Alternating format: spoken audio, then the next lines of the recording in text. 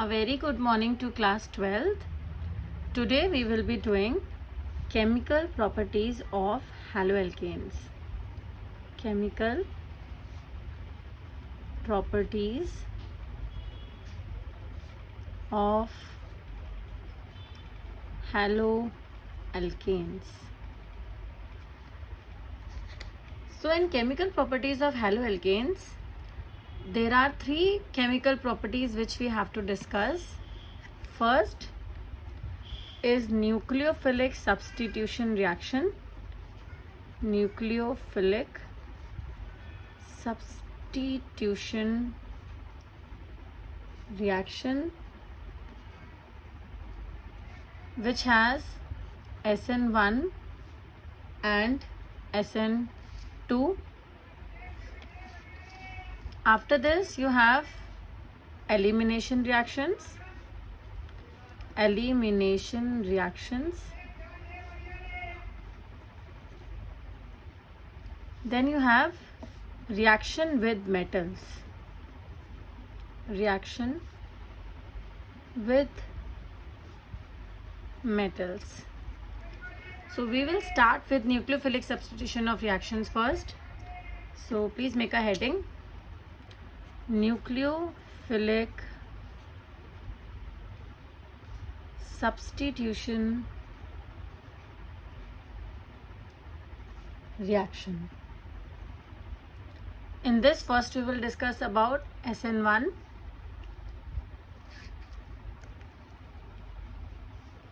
SN1 reaction. The full form of SN1 reaction is substitution nucleophilic unimolecular reaction. As only one molecule is involved in it, that is why it is called substitution nucleophilic unimolecular reaction.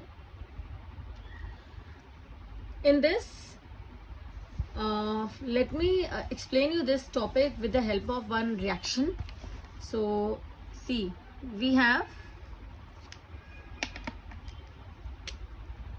CH3 whole thrice. After that you have Cl. In this you are giving H2O. Then what will happen? It will substitute. And how it will substitute, that we can see CH3 whole thrice.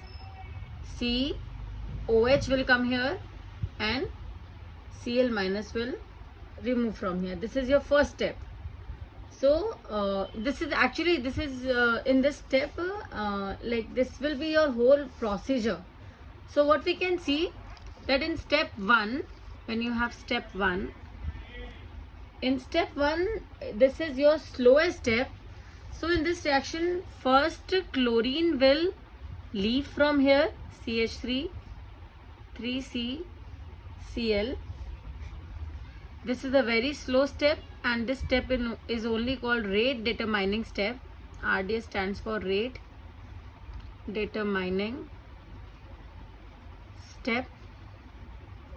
So in this step, this chlorine will leave from here, obviously in the presence of this H2O, and H2O is actually a solvent. Okay, so this is a solvent which will weaken the force between C and Cl. So because the dielectric constant of water is 80. What do you mean by dielectric constant? Dielectric constant is that which will weak this force between carbon and halogen by 80. That is called dielectric constant. That is why the water's dielectric constant is 80. So in this case, first Cl minus will go from here, and CH3 carbocation will form, which is a tertiary carbocation, and you know that tertiary carbocations are stable. That is why. Okay, now what will happen? You have taken H2O in the second step. This is your second step, step 2. In this step, this is CH3 whole thrice and C plus. In this reaction, water, which is H2O, is having two lone pairs here. So here H2O is behaving like a solvent, behaves as solvent and as nucleophile also. And water is a weak nucleophile, which is weak nucleophile. And this solvent is actually polar protic. This is polar protic.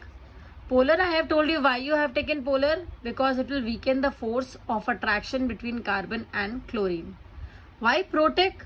Protic is because this Cl minus, which is removed in the first step, this will not go again and will attack on this carbocation. That is why we have used in polar protic. What this water molecule will do? This water molecule will actually, this is Cl minus, it will surround chlorine in such a way that the chlorine will not be able to go again and attack on the carbon positive. That is why we have used in polar protic. Because this can also happen that this Cl minus can also attack on this carbocation if you will not use polar protic. If you will use any polar aprotic solvent, that what will happen? This Cl minus will again go and will attack on this carbocation. So that is why we have used in polar protic solvent. Polar because it will weaken the force of attraction between carbon and halogen. Protic because this will not allow the chlorine molecule to go again and attack on the carbocation. So this is the reason for using polar protic. And what will happen here? As I have told you, water is having lone pairs, so it will attack on this carbon. It will make CH3 whole thrice CO positive H and H. Okay, then because water molecule is present in excess quantity, so again water molecule will attack on this molecule and will take this hydrogen from here. Because I have told you this molecule will donate carbons to this oxygen, so it has to again this hydrogen has to go from here. Sorry, not this one. This hydrogen bond, this oxygen will take this hydrogen bond, and then this oxygen will take this hydrogen's bond, and then this hydrogen will be accepted by this water molecule. So it will become CH3 whole thrice COH. Okay, so in this case, this is actually the whole procedure for making this product. But in this racemic mixture will form. And what is racemic mixture? See, I'll tell you what is racemic mixture. When this carbocation was forming here, this carbocation was actually planar. This was planar. If it is planar, it means that the OH minus, which is a nucleophile, can attack from any side. It can attack from here also, or it can attack from here also. So if it will attack from this side, then it will be retention in configuration, and if it will attack from this side, then it will be inversion in configuration.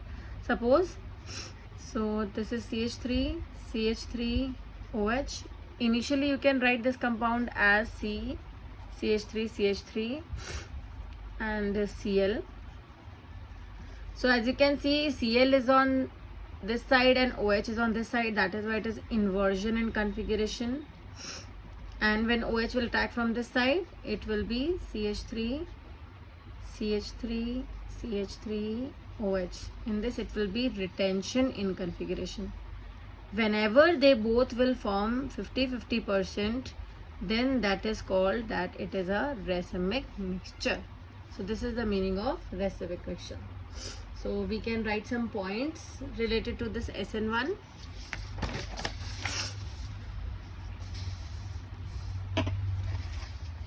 First point.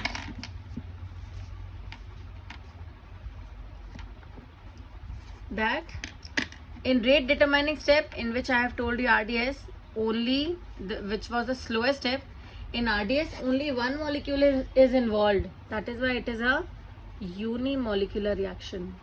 Unimolecular reaction.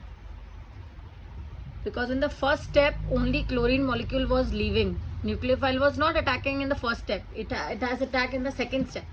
So the first step was only the rate determining step because it was the slowest step, and in that only one molecule is involved. That is why it is called unimolecular reaction. If you will talk about the rate, then rate will be directly proportional to the concentration of Rx. Okay, so there is no role for nucleophile. The stoichiometry in that case is 1. So order of the reaction is also 1. Okay. Second, because carbocation is forming in this case, so the stability of carbocation will also play a great role. So you can write this thing that more stable the carbocation, more will be the rate. I want to add one more point here. More will be the rate before rearrangement. It means that you will not do any rearrangement before once the carbocation will form. After that you can do the rearrangement, but initially you will not do any rearrangement, and that is why more will be the stable carbocation before the rearrangement, then more will be the stability of that the rate of the reaction. So third point which we can write, that it does not depend on concentration of nucleophile. Next point which we can write, rearrangement of carbocation can take place. I have told you that rearrangement can take place, but the rearrangement of that carbocation has no role in the rate of the reaction. So you can write this point that rearrangement of carbocation can take place, but it does not affect the rate of the reaction.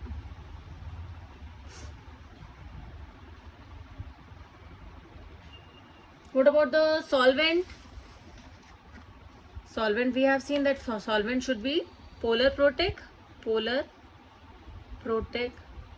Solvent we should use bipolar, because polar will weaken the force of attraction between R and X. Why protic? Protic because it will not allow X minus to go again and attack on carbocation. It will not allow this thing. That is why we have used in polar protic. After that, what we can say? Examples, you can take the examples that alcohol can be your one of the solvent. Then you can use acetate. Alright. Then here, as breaking of bond is involved and formation of bond is involved. So first it was breaking of bond. So in this case, whenever breaking of bond is take place and formation of bond take place, in that case the energy is released. So in that case the reaction will be exothermic, and as you have seen this thing in class 11th only, that exothermic reaction always favors at low temperature, because at low temperature only the reaction will go in the forward direction. So that is why delta H should be smaller than 0 and the temperature will be low. Low temperature will be favorable. So these are the important points about SN1 reactions. So about the stereochemistry also you can write 6th point, stereochemistry. What was the stereochemistry of the product? It was that it is racemic mixture. Racemic mixture will form, but it should not be, but it is not 100%. So you can mention this thing also, that the racemic mixture which is forming, that is not 100%. Why? That I will tell you later on. After this we will study about rate of the reaction in my next video.